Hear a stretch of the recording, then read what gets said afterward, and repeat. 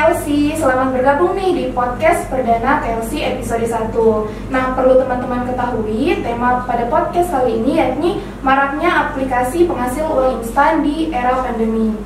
Kenalin, nama aku Yuli Lestari. Jadi hari ini tuh kita kedatangan tamu yang sangat luar biasa dari Otoritas Jasa Keuangan Sultra. Beliau adalah Bapak Ridoni M. Hutasoid selaku Kepala Subbagian Edukasi dan Perlindungan Konsumen. Selamat siang, Pak. Selamat siang, Yuli. Ya, senang sekali ya bisa ketemu orang yang hobinya tuh mengedukasi masyarakat. Nah, jadi sesuai dengan temanya, ini kan terkait dengan pinjol yang ilegal. Nah, kita kan tahu di saat era pandemi seperti ini banyak orang yang PHK, banyak orang yang kesulitan finansialnya, kemudian membutuhkan modal juga. Kemudian akhirnya dia itu berpikir untuk melakukan pinjol. Tapi karena mungkin pinjolnya itu ada yang ilegal, dia tidak tahu mana itu ilegal dengan yang tidak. Jadi dia bingung gitu nentuin yang mana. Nah, gimana tanggapan Pak Rido terkait pinjol yang ilegal tersebut? Ya, pertama-tama kalau dibilang hobi edukasi, sebenarnya lebih tepatnya saya tugas ya, karena saya di bagian edukasi dan konsumen. Nah, apalagi memang saat ini kondisinya banyak juga masyarakat yang terjebak dengan tadi yang Yuli sebutkan, ya, aplikasi pinjol atau bahasa umumnya biasanya disebut fintech peer-to-peer lending. Jadi fintech itu financial technology itu banyak jenisnya. Nah, salah satu yang sifatnya memberikan pembiayaan adalah pinjol ini, ya, atau pinjaman online atau pinjaman daring. Nah, hal yang menarik adalah sekarang memang kondisinya masyarakat, apalagi dengan COVID, banyak yang akhirnya mereka kehilangan pekerjaan dan sebagainya. Nah, sehingga menyebabkan apa? Mereka mencari alternatif pembiayaan. Nah, tapi alternatif pembiayaan itu yang melalui pinjol itu, kami selalu dorong masyarakat untuk secara sadar punya pengetahuan yang cukup, memastikan bahwa pinjol tersebut punya legalitas. Ya, karena kalau pinjol itu diatur di PJK 77 tahun 2016, ya mereka harus dapat izin dari OJK. Nah, sampai saat ini yang terdaftar dan mendapatkan izin dari OJK itu baru mencapai 148-an. Ya, artinya di luar itu berarti ilegal. Oh, berarti banyak banget ya, Pak, yang masih ilegal gitu. Oh, banyak sekali. Ya, karena yang namanya aplikasi, orang buat aplikasi, masukin Play Store dan sebagainya, itu tidak bisa dibatasi. Iya. Ya. Nah, makanya biasanya kami OJK bekerja sama dengan Kominfo, karena Kominfo itu merupakan kementerian yang anggotanya di dalam SWI. Ya, SWI itu Satgas Waspada Investasi yang terdiri dari 13 kementerian atau lembaga. Gitu. Jadi memang tadi masyarakat perlu sadar legalitas, dan di sisi lain masyarakat juga kita dorong untuk memperhatikan kewajarannya, kelogisannya. Nah, kewajaran kelogisannya apa? Apakah aplikasi tersebut menawarkan imbal hasil yang wajar? Ya. Apakah aplikasi tersebut tidak mengiming-imingkan suatu hal yang berlebih? Itu kan berbicara soal rasionalitas atau kewajaran.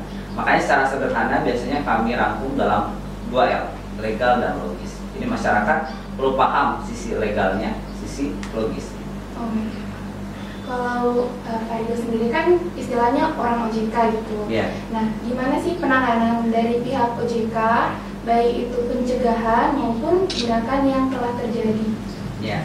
Jadi bicara soal apa yang sudah dilakukan oleh OJK atau yang terus dilakukan oleh OJK, tadi memang ada dua segmen, ya, segmen preventif atau preemptif dan segmen represif. Ya, kalau preemptif, ya, atau bisa juga masuk ke ranah preventif, itu kami tadi seperti kegiatan ini melakukan edukasi kepada masyarakat terus menerus melalui berbagai media. Ya, kalau dulu zamannya manual tatap muka, sekarang karena udah AKB, adaptasi kebiasaan baru, mau nggak mau kita melalui media online dan sebagainya. Apalagi kalau milenial sekarang kan lebih senang basisnya media sosial dan sebagainya. Nah, jadi kami melakukan edukasi terus menerus. Itu yang pertama. Lalu yang kedua adalah represif. Represif ini tentu bekerja sama dengan otoritas terkait lainnya dalam SWI tadi. Nah, misalnya kayak kemarin ada beberapa aplikasi yang diduga merugikan masyarakat dan tidak punya legalitas, maka melalui Kominfo kita tutup, kita blokir ya situsnya atau sarana akses masyarakat masuk ke sana. Gitu. Bahkan yang terakhir mungkin udah dengar berita juga OJK bekerja sama dengan aparat penegak hukum dalam hal ini kepolisian, langsung menggerebek tempat pinjol ilegal itu. Jadi beneran ya, OJK itu benar-benar tegas gitu dalam mencegah terjadinya adanya pinjol gitu. Bukan mencegah terjadinya pinjol tadi, pinjol yang sifatnya ilegal, karena pinjol yang legal itu bagus malahan. Jadi gini, kenapa OJK bahkan sekarang mendorong munculnya pinjol ya, walaupun tadi dalam bahasa teknisnya ada fintech peer-to-peer lending ya.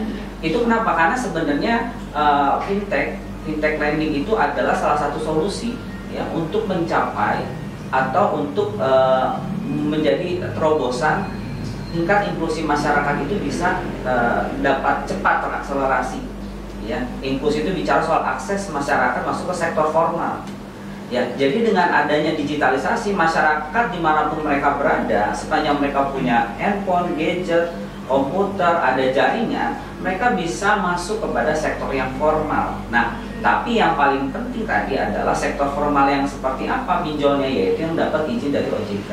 Jadi sebenarnya pinjol itu adalah salah satu sarana ya, kalau disebutnya IKD ya. IKD itu adalah inovasi keuangan digital, salah satu bentuknya. Jadi itu sebenarnya suatu hal yang sangat baik, tinggal tergantung bagaimana kita menggunakannya. Iya. Oke, jadi kalau boleh tahu nih Pak, sejauh ini sudah berapa banyak sih aplikasi yang sudah diblokir oleh OJK? Bicara soal aplikasi sudah blokir, itu dari munculnya SWI itu 2018 sampai sekarang udah lebih dari 3.000. Wah, banyak banget. Banyak banget. Bahkan pinjol itu sekitar terakhir Oktober 2020 itu 2.900-an. Nah, sampai 2021 itu udah ratusan lagi yang ditutup. Karena memang nggak bisa dibendung, udah di babat satu muncul 1.000 ya, yang namanya digital kan seperti itu. Nah, tapi OJK terus melakukan upaya melalui SWI tadi ya. Karena SWI tadi terdiri dari 13 kementerian dan lembaga. Karena masing-masing kementerian lembaga itu punya otoritas di segmennya masing-masing. Kalau bagaimana cara agar masyarakat terhindar dari penggunaan aplikasi pinjol ilegal? Nah, bagaimana masyarakat bisa terhindar dari pinjol ilegal? Tadi yang kami dorong adalah masyarakat aware, ya aware dulu, ya aware. Pertama gini, pastikan diri ketika mau menggunakan uang atau berinvestasi itu bukan dari dasar sifat yang serakah, ingin cara instan. Oh, istilahnya ya, pinjam bisa tempat, terus tempat lain pinjam lagi, kemudian karena sudah ditagih, yang satunya lagi istilahnya gali lubang tutup lubang gitu. Oh, itu gali lubang tutup lubang ya. Yeah. Tapi yang kami tekankan adalah masyarakat itu harus sadar bahwa ketika dia mau mengeluarkan atau menggunakan dananya, pastikan itu bukan sekedar keinginan tapi kebutuhan.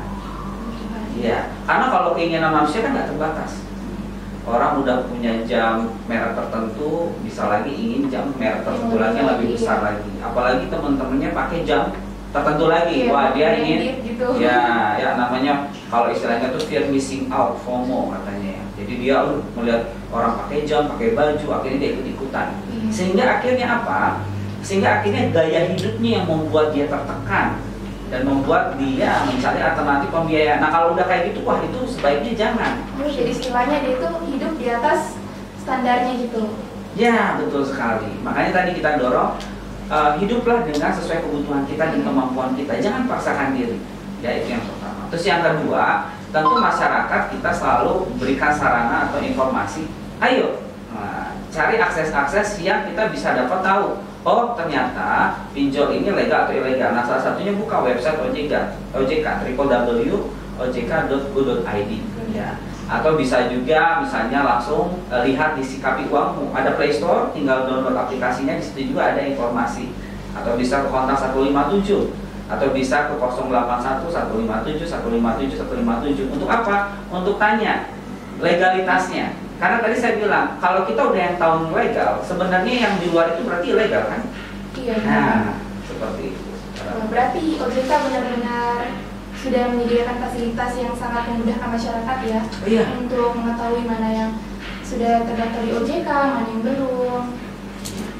Oke, jadi gimana sih cara dari OJK?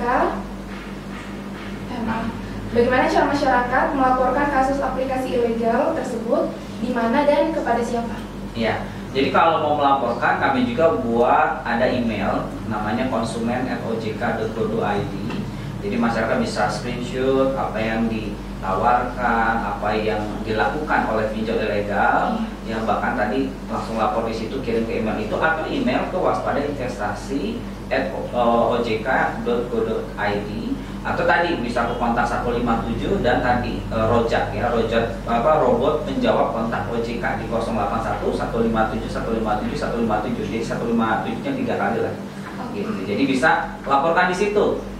Ya, sehingga nanti Satgas Waspada Investasi bisa melakukan tindak lanjut lebih lanjut kepada otoritasnya masing-masing, entah tadi caranya dengan memblokir, entah caranya menelusuri dengan metodologi pengawasan lainnya dan sebagainya. Asal waktu sudah berada di penghujung acara. Dengan maraknya investasi legal, maka kita perlu menjaga diri kita dengan mengingat tadi yang seperti Pak Rido bilang, 2L, legal dan logis. Nah, legal itu apa? Legal itu pastikan semua entitas investasi mendapat izin dari otoritas terkait. Untuk sektor jasa keuangan itu dari OJK sendiri. Kemudian logisnya yakni kewajaran dari investasi tersebut. Nah, saya ucapkan terima kasih kepada Pak Rido karena telah menjadi narasumber pada podcast perdana KLC hari ini. Kemudian kami kan mempunyai slogan, kalau boleh kita sebutkan sama-sama, Pak. Oke. Slogannya generasi milenial melek finansial. Bareng-bareng berarti ya? Iya. Oke. Podcast Gelan, generasi milenial melek finansial. Sampai jumpa di podcast selanjutnya. Terima kasih.